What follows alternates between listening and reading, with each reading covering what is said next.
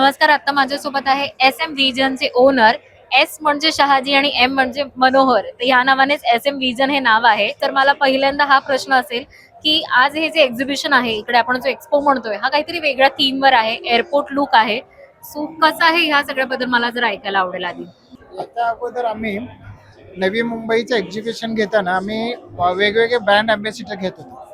मी कमिटीमध्ये आहे. यावेळेला मी असं सजेस्ट केलं की आपण नवी मुंबईचा एअरपोर्ट जो यावर्षी इनॉग्रेशन झालं आहे, त्या नवी मुंबईच्या एअरपोर्ट या कन्सेप्टलाच आपला ब्रँड अँबॅसिडर करूया. त्यामुळे यावर्षी आम्ही एअरपोर्ट यालाच आमच्या एक्झिबिशनचा ब्रँड अँबॅसिडर केलेलं आहे. यावर्षीचं एक्झिबिशन वेगळं आहे. आमचं 24वं एक्झिबिशन आहे. याच्यामध्ये आम्ही कन्सिस्टंटली भाग घेतोय. पण आतापर्यंत गेले 10 वर्ष आम्ही नवी मुंबईमध्ये एअरपोर्ट आणि MTHL येणार आहे असं सांगून लोकांना फ्लॅट विकत होतो. पण यावर्षी असं आहे की एअरपोर्ट आणि MTHL असं दोन्ही कंप्लीट झालेलं आहे आणि त्यावेळेला हे एक्झिबिशन आहे. आता गेले एक 3-4 वर्षापासून ते एक्झिबिशन येणार. याच्यानंतर ते रेट जे आहेत स्टॅग्नंट होते. आज ही रेट स्टॅग्नंट आहेत. त्यामुळं आता या येत्या 6 महिने 1 वर्षाच्या आतमध्ये लोकांनी जर इथं घरं घेतलीत तर ती त्यांना फार चांगल्या किमतीला मिळतील. अदरवाईज एखाद्या इंटरनॅशनल एअरपोर्टच्या आजूबाजूच्या एरियामध्ये ज्या पद्धतीने घरांच्या किमती जास्त असतात तशीच सिच्युएशन इथं होईल.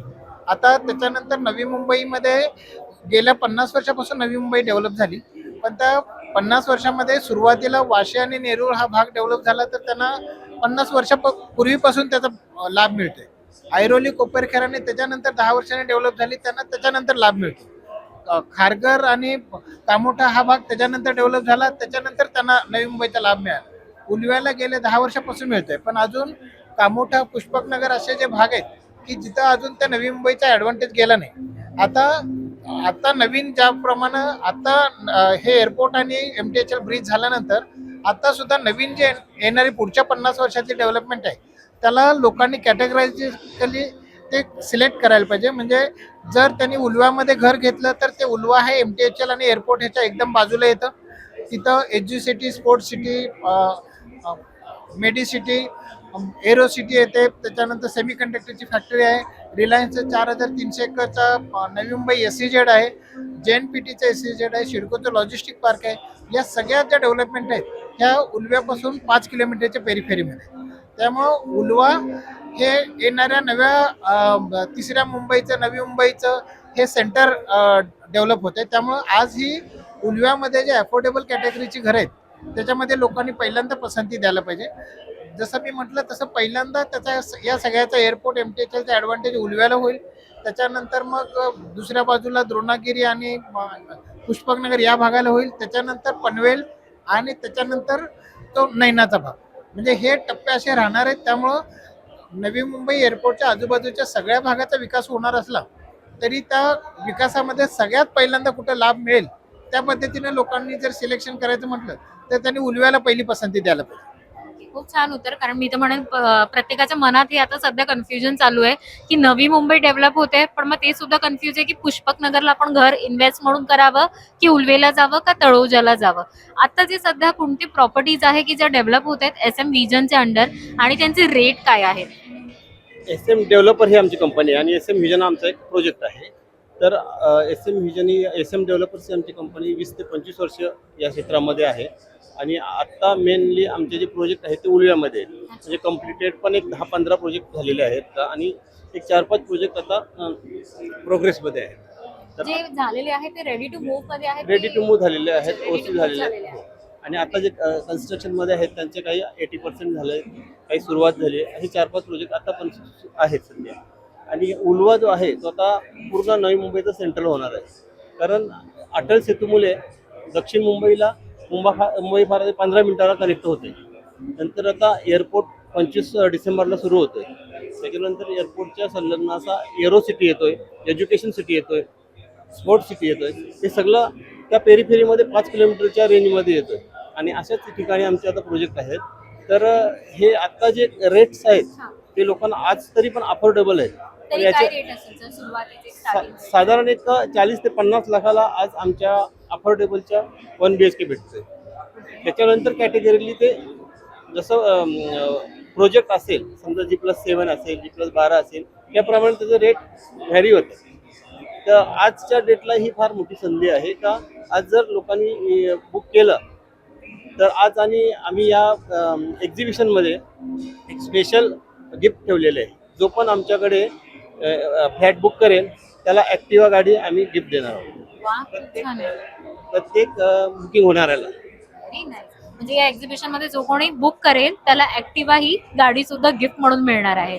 तुम्ही जसं म्हणालात, खरं तर आता नवी मुंबई डेव्हलप होते आणि नवी मुंबईमध्ये अनेक कॉम्पिटिशन सुद्धा आता मला वाटते रिअल इस्टेटमध्ये, कारण अनेक बिल्डर्स आहे. आज आपण एक्झिबिशन मध्ये पण बघतोय.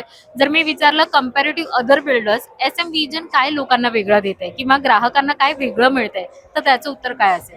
आम्ही जे आहे हे क्वालिटीच्या बाबतीत फार कॉन्शियस आहे. आमचा असा प्रिन्सिपल आहे की आम्ही जे लोकांना घरं देऊ त्या घरानं लोकांना 50 वर्ष, 70 वर्ष, 100 वर्षापर्यंत सेवा द्यायला पाहिजे. हे जसं आता नवी मुंबईमधल्या वाशीमध्ये सिडकोकडून काही घरं बांधली गेली आणि 30 वर्षानंतर त्यांच्या रिडेव्हलपमेंटची वेळ आली, तर आमचं असं म्हणणं आहे की अशा प्रकारे जर पुन्हा पुन्हा रिडेव्हलप करायला लागलं तर येणाऱ्या जनरेशनच्या जे नॅचरल रिसोर्सेस आहेत त्याचं आपण नुकसान करतोय. त्यांच्या हिश्श्याचं नॅचरल रिसोर्सेस आपण ॲडिशनल वापरतोय. त्यामुळे आम्ही असा प्रयत्न करतोय की आमचे जे प्रोजेक्ट्स आहेत ते प्रोजेक्टचे क्वालिटी चांगली असेल, आमच्याकडे घर घेणाऱ्या लोकांच्या 3-4 जनरेशनसाठी ते सेवा देईल आणि अगदी छोटी घरं असली तरी त्यातल्या प्रत्येक छोट्या छोट्या गोष्टीकडे लक्ष देऊन आम्ही ते चांगल्या चांगल्या क्वालिटीचे द्यायचा प्रयत्न करतोय. त्यामुळे इररेस्पेक्टिव्ह ऑफ ते आमच्या घराची किंमत किती आहे किंवा ते छोटं घर आहे का मोठं घर आहे, आम्ही ते त्यातल्या प्रत्येक छोटे छोटे ॲटम्स जे आहेत ते क्वालिटीचं करायचा प्रयत्न करतो आणि तशी आमची कमिटमेंट आहे. जर का सर मी विचारलं की कुठल्याही 5 गोष्टी की ज्या प्रॉफिटेबल असतील, जर का आज कोणीही नवी मुंबईमध्ये, मग ते उल्वे असो किंवा पुष्पक नगर असो, इथे जर का त्यांनी घर इन्व्हेस्टमेंट म्हणून किंवा राहण्यासाठी घर घेतलं, तर कोणते 5 असे मेन प्रॉफिट आहे जे त्यांना मिळणार आहे असं तुम्हाला वाटतं?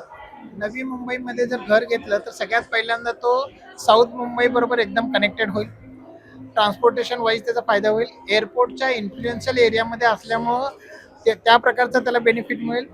तिसरी सिच्युएशन असं आहे की नवी मुंबईमध्ये एज्युकेशनच्या बाबतीमध्ये अगदी लहान मुलांच्या शाळेंच्यापासून कॉलेजेसपासून इंजिनिअरिंग मेडिकल कॉलेजपासून सगळे मुबलक प्रमाणात आहेत.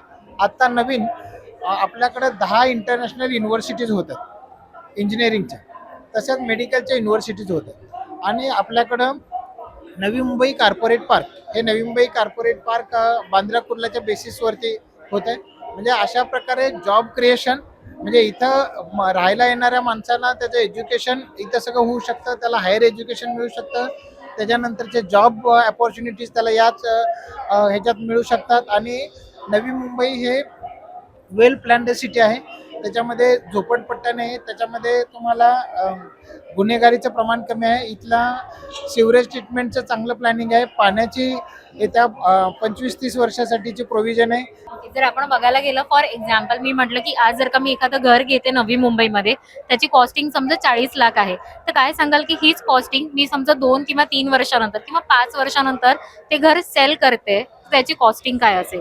5 वर्षात साधारण त्याचा आमच्या अंदाजाप्रमाणे डबल तरी व्हायला पाहिजे. म्हणजे 40 ते 80 होतील आपण असं हो. म्हणू शकतो. आणि 5 वर्षात एवढे म्हणजे आता जी इन्फ्रास्ट्रक्चर आहेत ते पूर्ण म्हणजे आपल्याला दिसतील तयार झालेले. म्हणजे आता जी पाटील साहेब जसे बोलले की इंटरनॅशनल आता एज्युकेशनच्या युनिव्हर्सिटीज येतात तिथे, 10 युनिव्हर्सिटीज येतात तिथे. नंतर तिथे त्याला लागून स्पोर्ट्स सिटी आहे, एरो सिटी आहे. तर ह्या सर्व याच्यामुळे जो कॉस्टिंग आहे प्राइस फार वाढणार आहे. मी मगाशी जेव्हा सुरुवात केली तेव्हा मी म्हणाले की आता आपल्यासोबत SM विजन डेव्हलपर आहे आणि SM म्हणजे शहाजी आणि मनोहर असं. तर नेमकं ह्या मागची काही कहाणी मला ऐकायला आवडेल की हे विजन, तुमचं विजन कधी जुळलं आणि हे विजन सुरुवात झाली, एक छोटासा इतिहास काय सांगाल? आम्ही मित्र आहे 25 ते 30 वर्षापासून. आम्ही 2002 मध्ये SM डेव्हलपर्स या कंपनीची स्थापना करून सुरुवात केली. पण आता आम्ही 2002 पासून अगदी 22-23 वर्ष सक्सेसफुली आम्ही 18-20 प्रोजेक्ट केले. आम्ही 1001 लोकांना डिलिव्हरी दिली आणि अगदी पहिल्या दिवसापासून आमची ग्राहकांच्या बरोबरची कमिटमेंट, क्वालिटीची कमिटमेंट आम्ही शेवटपर्यंत तशीच ठेवलेली आहे. आमच्या प्रोजेक्टमधले कायदेशीर गोष्टीची पूर्तता असू दे किंवा क्वालिटी असू दे, या सगळ्या गोष्टी आम्ही वेळेवर पूर्ण करून लोकांना हँडओव्हर करतो.